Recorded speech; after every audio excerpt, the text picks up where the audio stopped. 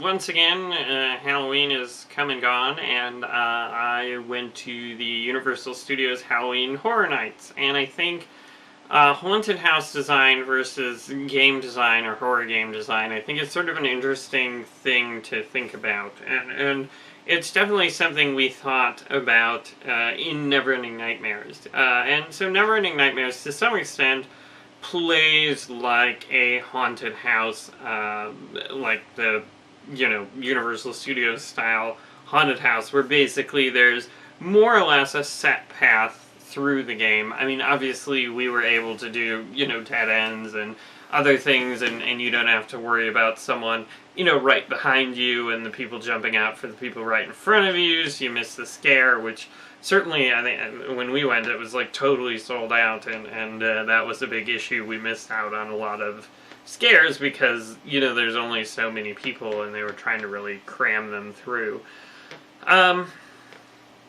But, I mean, even though I wouldn't say the haunted houses were really scary, I did really enjoy them, and I think I enjoy them the same reason that I think, Neverending Nightmares is interesting, is because they establish a world, and I like to get lost in different worlds, and I think that's really appealing. Like, I was playing The Last of Us, Left Behind, and the world of The Last of Us is super great, and I think I did a video a while back, and the gameplay I felt like was a little unforgiving and frustrating, but the fact that the world was so well developed really overshadowed that significantly, and so obviously, in a haunted house, I didn't time it, but it takes maybe 5 minutes to walk through, and you're basically sort of touring the highlights of a movie. I mean, the best ones were the ones that were focused on movies. There was like a Clowns 3D featuring music from Slash or something, which was not that great. I mean, it was just a collection of random things with clowns. It's kind of weird. And there was also like a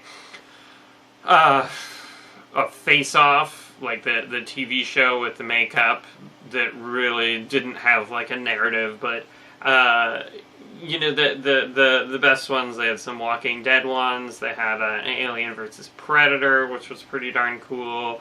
And an American Werewolf in London, From Dusk Till Dawn, the series, and all of them show sort of a progression through the highlights of the shows or the movies, and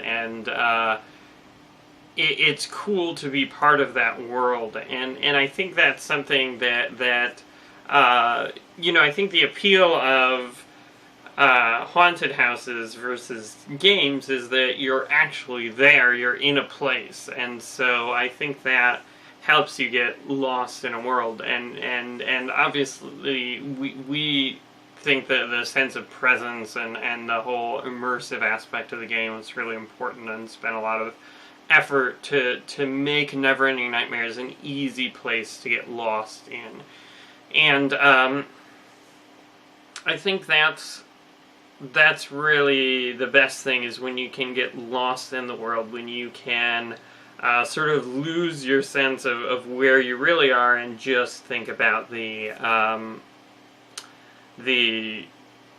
world and the virtual world you're in. And I don't think any of the mazes were super amazing or super inspiring, but it's interesting to look at haunted house design and sort of separate it into the core elements. And so it's funny, because when I was a child I was terrified of haunted houses, and now I can basically predict where the things are, and I don't really even get startled.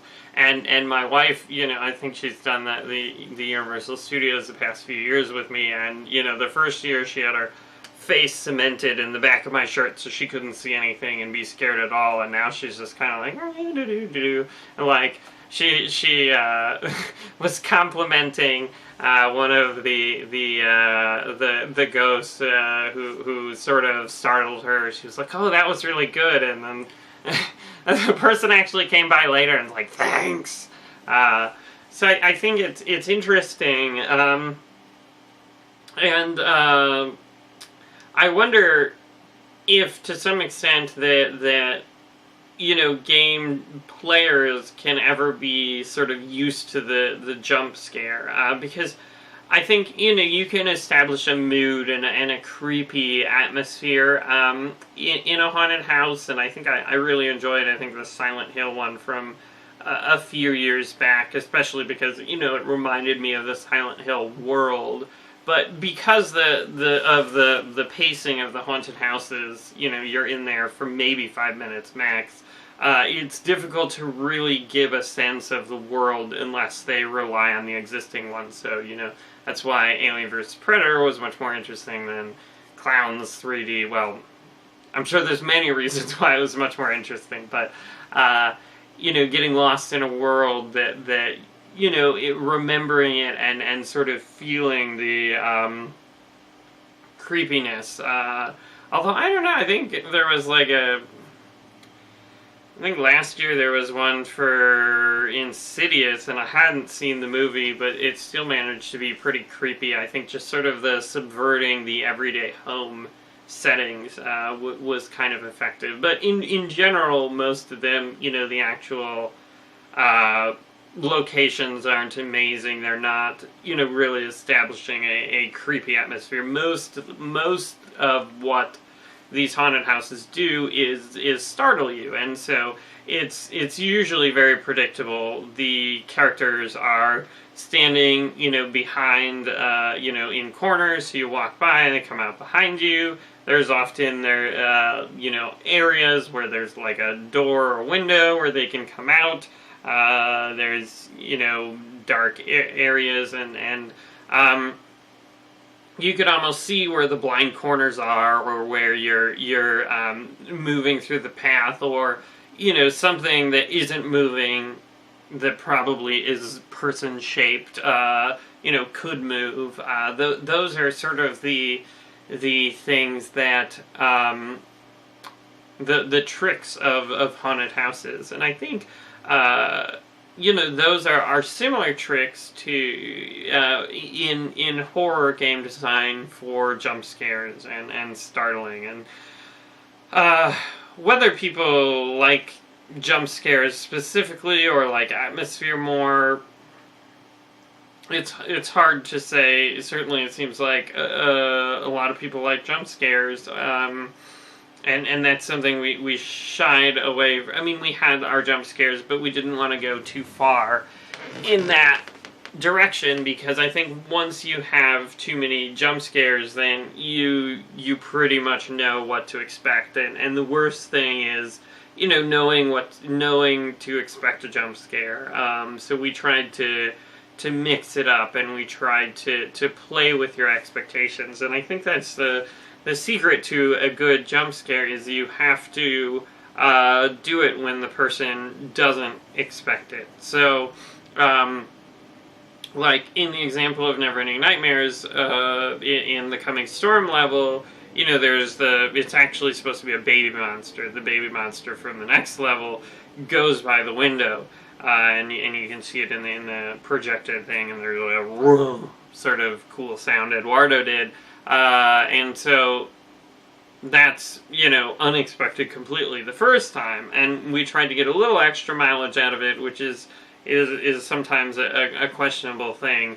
You have to be very careful for this, but when you're coming back, the same thing happens, but it happens in a different window. And so the idea was that once you're past it, then you are able to basically you let your guard down, and then we get you. So I think for haunted houses, again, it's much more challenging, because there's a certain amount of people who have to go through it. There's a pace they have to keep up. So it's because you're basically expecting that people are going to jump out at you. It's not as scary, at least for me. But I mean, fundamentally, the core sort of mechanics, the exploring a space and having things jump out at you, is solid and works, I think, analogous to video games. But the other thing is that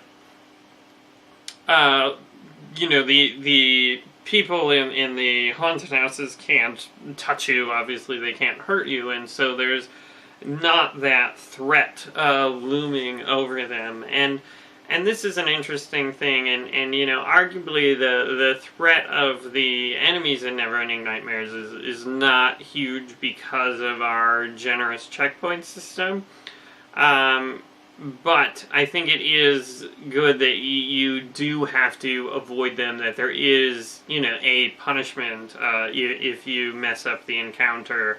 This is something that I continue to think about is sort of what is the balance there, because Chris Pruitt talks about the two-factor theory of emotions and how the challenge can amplify the fear, but then it can also create frustration, and certainly like Alien Isolation was very frustrating to me, even on easy. So I don't know. No good answers.